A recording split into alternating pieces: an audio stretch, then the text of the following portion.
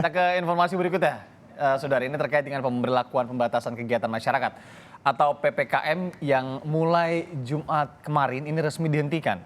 Meski pemerintah telah mencabut PPKM, masyarakat tetap diimbau waspada dan hati-hati dalam menghadapi risiko COVID-19. Presiden Joko Widodo memutuskan menghentikan pemberlakuan pembatasan kegiatan masyarakat atau PPKM. PPKM dicabut dengan pertimbangan situasi pandemi COVID di Indonesia sudah membaik. Meski kegiatan tak lagi dibatasi, Jokowi mengingatkan masyarakat tetap memakai masker saat di tempat ramai atau ruang tertutup. Dan lewat pertimbangan-pertimbangan yang berdasarkan angka-angka yang ada, maka pada hari ini pemerintah memutuskan untuk mencabut PPKM. Jadi tidak ada lagi pembatasan kerumunan dan pergerakan masyarakat. Namun demikian, saya minta kepada seluruh masyarakat dan komponen bangsa untuk tetap hati-hati dan waspada.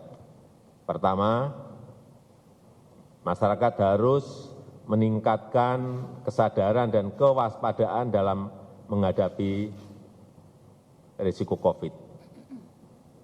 Pemakaian masker di keramaian dan ruang tertutup harus tetap dilanjutkan. Kesadaran vaksinasi harus terus digalakkan karena ini akan membantu meningkatkan imunitas. Dan masyarakat harus semakin mandiri dalam mencegah penularan, mendeteksi gejala, dan mencari pengobatan. Kemudian kondisi pandemi juga semakin terkendali. Kalau kita lihat kemarin kasus harian per 29 Desember hanya 685, kemudian angka kematian di 2,39%, bornya juga berada di 4,79%. ICU harian di 297. Kemudian ini yang juga penting, pencabutan PPKM ini juga dilandasi oleh tingginya cakupan imunitas penduduk. Jadi dari Sero Survei, ini kalau kita lihat angkanya, di Desember 2021 itu berada di 87,8%, 87,8%, di Juli 2022 ini berada di angka 98,5%. Artinya kekebalan kita ini secara komunitas berada di angka yang sangat tinggi.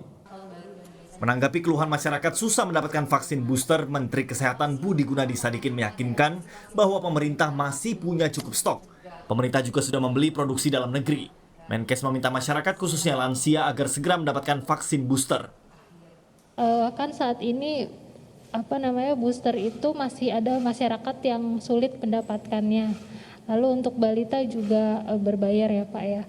Nah ini bagaimana Pak? Menteri Kesehatan. Iya, terima kasih. Jadi memang booster kita masih punya stok yang masuk dari luar negeri, hibah itu di atas 4 juta dosis.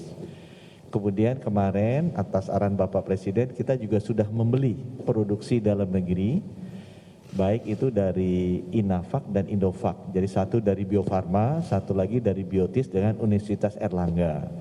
Itu totalnya antara 5 sampai 10 juta dosis. Dan itu sebenarnya sudah tersedia. Kapasitas penyuntikan kita memang sekarang agak turun nih. Dari 2 juta per hari, sekarang turun ke 100.000, 150.000 per hari. Jadi sebenarnya stoknya ada.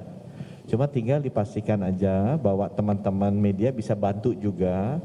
Utamanya para lansia itu tolong diyakinkan untuk di booster.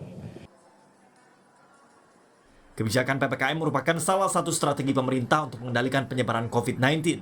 PPKM untuk Jawa Bali mulai diterapkan pada Juli 2021 lalu. Tim Liputan Kompas TV.